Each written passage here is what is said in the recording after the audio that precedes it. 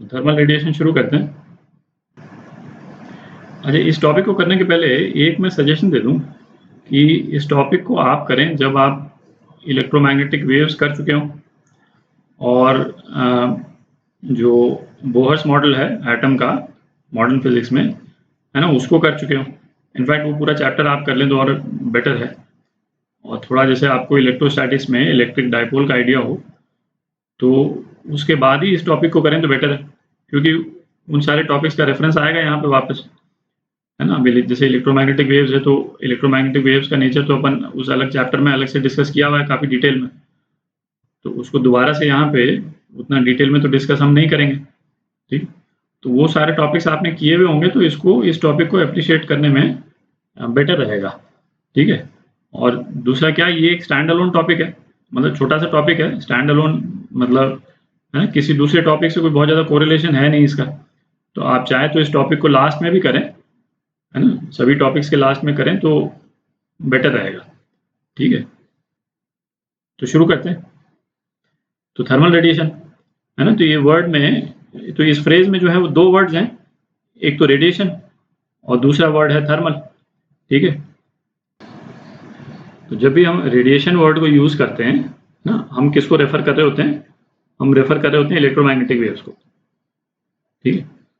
तो जितना thermal radiation है वो बेसिकली बॉडीज जो हैं वो इलेक्ट्रोमैग्नेटिक वेव्स रिलीज कर रही, और इलेक्ट्रोमैग्नेटिक का वेव्स का नेचर क्या है वो तो अपने को मालूम ही है। बेसिकली इलेक्ट्रिक फील्ड और मैग्नेटिक फील्ड जो है वो वेरी कर रही होती है। तो थर्मल रेडिएशन के थ्रू जो थर्मल एनर्जी है, ठीक है, वो बेसिकली किस में कन्वर्ट हो रही है, इलेक्ट्रिक फील्ड एनर्जी में और मैग्नेटिक फील्ड की एनर्जी में। क्योंकि जैसे इलेक्ट्रोस्टैटिक्स में और मैग्नेटिज्म जब अपन ने किया था तो वहां डिस्कस किया था कि इलेक्ट्रिक फील्ड में और मैग्नेटिक फील्ड में एनर्जी स्टोर होती, ठीक है। तो थर्मल रेडिएशन से हो क्या रहा है कि जो थर्मल एनर्जी है एटम्स की और मॉलिक्यूल्स की, है ना, अलग अलग बॉडीज में, वो कन्वर्ट हो रही है इलेक्ट्रिक फील्ड एनर्जी में और मैग्नेटिक फील्ड एनर्जी में, और रेडिएशन के फॉर्म में रिलीज हो रहा है, ठीक है। अच्छा, तो इसमें जो नोट करने वाले पॉइंट्स हैं थर्मल रेडिएशन के बारे में, नेचर ऑफ रेडिएशन की जगह मुझे यहाँ पे लिखना चाहिए नेचर ऑफ थर्मल रेडिएशन, ठीक है। तो पहला पॉइंट तो ये है कि सभी बॉडीज जिनका टेम्परेचर 0 डिग्री केल्विन से ऊपर हो वो थर्मल रेडिएशन एमिट करते हैं। इसका मतलब कि उनमें से इलेक्ट्रोमैग्नेटिक वेव्स निकलती, ठीक है। अच्छा, उनमें से वेव्स के रूप में कितनी एनर्जी निकलेगी, उसका वेवलेंथ डिस्ट्रीब्यूशन क्या होगा, ये सब देखेंगे अपन इस टॉपिक के अंदर। अच्छा, दूसरा क्या, इलेक्ट्रोमैग्नेटिक वेव्स आपको मालूम ही है कि उनको मीडियम नहीं चाहिए होता है ट्रैवल करने के लिए ना, वैक्यूम में भी ट्रैवल कर सकती है, क्योंकि इलेक्ट्रिक फील्ड और मैग्नेटिक फील्ड जो है उनको एग्जिस्ट करने के लिए मीडियम की ज़रूरत नहीं, ठीक। अच्छा, फिर नोट करने वाला क्या पॉइंट है कि spectrum depends on temperature of body which emits thermal radiation. तो क्या मतलब निकला, जैसे कि भाई जैसे सपोज किसी बॉडी ने 100 यूनिट्स एनर्जी की इलेक्ट्रोमैग्नेटिक वेव छोड़ी, ठीक है। तो इस 100 यूनिट में से x1 यूनिट जो है वो वेवलेंथ λ1 में एमिट हुआ है, कितनी यूनिट जो है वो λ2 में एमिट हुआ है, कितनी यूनिट जो है वो λ3 में एमिट हुआ है। मतलब बेसिकली जो स्पेक्ट्रम है थर्मल रेडिएशन का, उसका कॉम्पोजिशन है, उसका कॉम्पोजिशन मतलब कि कौन कौन सी वेवलेंथ उसमें प्रेजेंट हैं और कौन कौन सी वेवलेंथ में कितनी कितनी एनर्जी डिस्ट्रीब्यूटेड है, वो किस पे डिपेंड करता है कि जो बॉडी एमिट कर रही है रेडिएशन उसके टेम्परेचर पे डिपेंड करता है, ठीक है। और किस तरह का वेरिएशन होता है ये अपन जब थर्मल रेडिएशन डिटेल में पढ़ेंगे अभी, तो वहां पर डिस्कस करेंगे। अच्छा, नेक्स्ट पॉइंट क्या है कि सारा इलेक्ट्रोमैग्नेटिक रेडिएशन जो रिलीज होता है बॉडी से वो थर्मल रेडिएशन नहीं होता है। जहां वर्ड थर्मल आ रहा है इसका मतलब जो बॉडी की जो हीट है उसके कारण।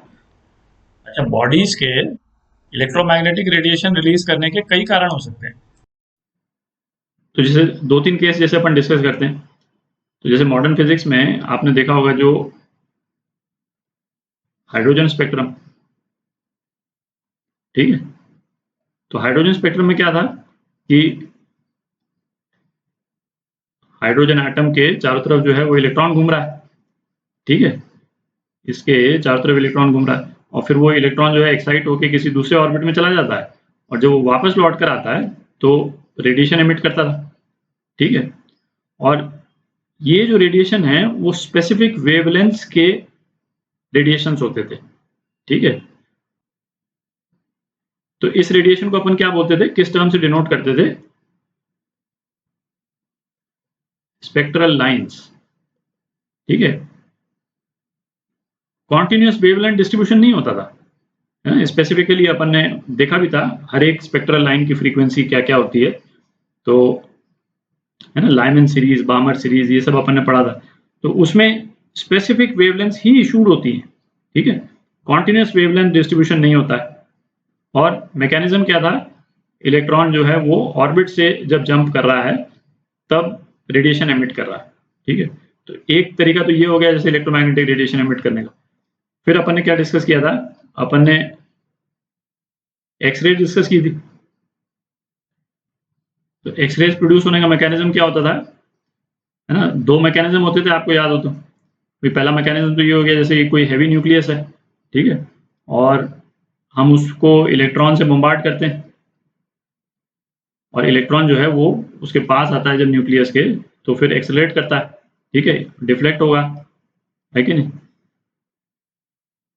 या फिर कोलाइड करेगा। तो एक तो एक्सरेज जो है वो तब निकलती थी, ठीक है। और दूसरा केस क्या होता था, दूसरा केस होता था कि यदि सपोज इस एटम का यदि कोई इलेक्ट्रॉन है और बाहर का इलेक्ट्रॉन जो है वो आकर के इसको नॉकआउट कर दे, इसको ऑर्बिट से हटा दे, और उसके बाद में कोई दूसरा इलेक्ट्रॉन जो है यहाँ से वापस यदि जंप करता है, तब एक्सरेज प्रोड्यूस होती थी, है ना। और वो स्पेसिफिक एक्सरेज होती थी किसी स्पेसिफिक वेवलेंथ की, जैसे हाइड्रोजन की स्पेक्ट्रल लाइंस, ठीक है। तो इन दो तरह से एक्सरेज प्रोड्यूस होती थी। तो ये भी इलेक्ट्रोमैग्नेटिक वेव्स प्रोड्यूस करने का एक तरीका था, बट ये जो है वो थर्मल रेडिएशन नहीं। इसमें मैकेनिज्म क्या हुआ, इसमें जो है इलेक्ट्रॉन बॉम्बार्ड कर रहा है, ठीक। अच्छा, फिर जो हमने रेडियो एक्टिविटी पढ़ी, है ना, रेडियो एक्टिविटी में हमने देखा कि भाई जो गामा रेज प्रोड्यूस होती है, और गामा रेज प्रोड्यूस होने का कारण बिल्कुल डिफरेंट था, है ना, और गामा रेज भी इलेक्ट्रोमैग्नेटिक वेव्स हैं। तो इलेक्ट्रोमैग्नेटिक रेडिएशन जो है वो कई तरह से प्रोड्यूस होता है, सारा रेडिएशन जो है वो थर्मल रेडिएशन नहीं। थर्मल रेडिएशन प्रोड्यूस होने का तरीका क्या है, ये सोर्स ऑफ थर्मल रेडिएशन ये मैंने लिखा है ना, change in orientation of electric dipoles due to thermal agitation of atoms और मॉलिक्यूल्स, ठीक है। तो ये क्या है, इसको जरा देखते हैं ब्रीफली। तो थर्मल रेडिएशन एमिट होने का मैकेनिज्म देखते हैं, ठीक है। अभी जो अपन ने मैकेनिज्म्स देखे उससे बिल्कुल ही डिफरेंट है। तो इलेक्ट्रोस्टैटिक्स में जब अपन कैपेसिटर्स पढ़ रहे थे, है ना, डाइलेक्ट्रिक्स पढ़ा था अपन ने, तो डाइलेक्ट्रिक्स में अपन ने क्या देखा था कि या तो किसी सब्सटेंस के जो मॉलिक्यूल्स हैं या एटम्स हैं वो पोलर मॉलिक्यूल्स हो सकते हैं, है ना। पोलर मॉलिक्यूल्स का मतलब हुआ कि उनका सेंटर ऑफ पॉजिटिव चार्ज और सेंटर ऑफ नेगेटिव चार्ज जो है वो सेम लोकेशन पे नहीं है, तो मतलब इस तरह से हो गए, है ना, नेगेटिव चार्ज इधर है नेट और नेट पॉजिटिव चार्ज इधर है, कि मतलब न्यूक्लियस जो है वो एक तरफ है और मेजॉरिटी ऑफ नेगेटिव चार्ज जो है वो किसी कारण से एक तरफ हो गया, ठीक है। तो इसको पोलर मॉलिक्यूल बोलते थे। और पोलर मॉलिक्यूल में एक इलेक्ट्रिक फील्ड जो है इस तरफ इस डायरेक्शन में ऐसे सेटअप हो जाती, ठीक है। तो सपोज ये या तो पोलर मॉलिक्यूल है और या पोलर मॉलिक्यूल नहीं भी है, तो ये थर्मल एजिटेशन के कारण, थर्मल एजिटेशन कारण बेसिकली क्या हुआ कि सपोज कोई पास का एटम है ना, उसका न्यूक्लियस वो इससे टकरा जाए, या फिर वो इससे टकरा जाए, या फिर कोई इलेक्ट्रॉन जो है वो आके इससे या तो टकरा जाए या इससे टकरा जाए, कुछ भी हो सकता है। तो बेसिकली इसका जो एटम की या मॉलिक्यूल की जो चार्ज न्यूट्रलिटी है वो थोड़े से टाइम के लिए वो डिस्टर्ब कर दे, तो थर्मल एजिटेशन से ये तो हो ही सकता है, ठीक है। तो जब ये हो गया तो हमारा ये एटम या मॉलिक्यूल जो है वो पोलर मॉलिक्यूल बन गया, ठीक है। नेगेटिव नेट नेगेटिव चार्ज इधर हो गया और नेट पॉजिटिव चार्ज इधर हो गया उस एटम में। तो इसमें एक इलेक्ट्रिक फील्ड सेटअप हो गई इस डायरेक्शन। अच्छा, इलेक्ट्रोस्टैटिक्स में अपन ये तो पढ़ ही चुके हैं कि जब भी किसी एक इलेक्ट्रिक फील्ड में, सपोज ये इलेक्ट्रिक फील्ड में बना देता हूँ, ठीक है, जब भी इलेक्ट्रिक फील्ड में यदि कोई डाइपोल है ना, ये डाइपोल है, वो अपना ओरिएंटेशन चेंज करता है ना। डाइपोल का ओरिएंटेशन मतलब ये डायरेक्शन हुआ तो डाइपोल क्या ओरिएंट करने की कोशिश करेगा अपने आप को इलेक्ट्रिक फील्ड के डायरेक्शन में। तो डाइपोल सपोज इस डायरेक्शन में आ जाता है, ठीक है, तो एनर्जी रिलीज करेगा क्योंकि यहाँ पे इसकी पोटेंशियल एनर्जी ज्यादा है, 0.1 में ज्यादा है, 0.2 में कम है, ठीक है, तो एनर्जी रिलीज करता है। तो थर्मल एजिटेशन के कारण बेसिकली यही हो रहा है, ठीक है। मॉलिक्यूल्स और एटम्स जो हैं वो थर्मल एजिटेशन के कारण बेसिकली डाइपोल्स की तरह एक्ट कर रहे हैं, और ये डाइपोल्स जो हैं वो रैपिडली अपना ओरिएंटेशन जो है वो चेंज कर रहे हैं उस टाइम पे जो भी इलेक्ट्रिक फील्ड जिस भी डायरेक्शन में हो, ठीक है, जिसमें वो एटम रखा हुआ है। और वो ये कॉन्टिन्यूसली होता रहता है क्योंकि थर्मल एजिटेशन तो जो है वो कॉन्टिन्यूसली हो रहा है, ठीक है।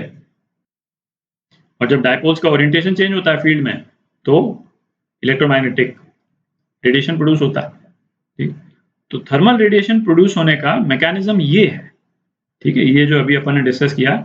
और चूंकि डाइपोल का ओरिएंटेशन जो है वो किसी भी टाइप का हो सकता है, ठीक है, जैसे मैं यदि बनाऊं बिल्कुल एक सिंपल फॉर्म में, तो यदि ये इलेक्ट्रिक फील्ड है तो डाइपोल का ओरिएंटेशन तो कुछ भी हो सकता है।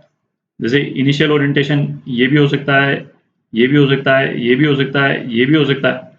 और हर इनिशियल स्टेज से जब फाइनल स्टेज जो है, फाइनल स्टेज तो ये है इलेक्ट्रिक फील्ड के डायरेक्शन में, वो जब भी शिफ्ट करेगा तो इलेक्ट्रोमैग्नेटिक वेव रिलीज करेगा।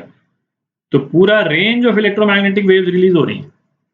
आप देख लें हाइड्रोजन एटम की तरह नहीं है कि भाई एक ऑर्बिट से दूसरे ऑर्बिट गए तो एक फिक्स्ड फ्रीक्वेंसी ही रिलीज होगी, ठीक है। यहाँ तो पूरी रेंज है क्योंकि डाइपोल का ओरिएंटेशन तो जो है वो पूरी रेंज में हो सकता है, ठीक है, कोई भी ओरिएंटेशन हो सकता है, कोई फिक्स तो है नहीं कि इसी ऑर्बिट में हमको रहना है या कुछ इस टाइप का, ठीक है। तो इसीलिए कॉन्टिन्यूस रेडिएशन जो है वो एमिट होता है।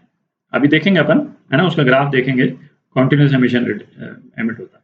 तो ये मैकेनिज्म है थर्मल रेडिएशन के इशू होने का, ठीक है।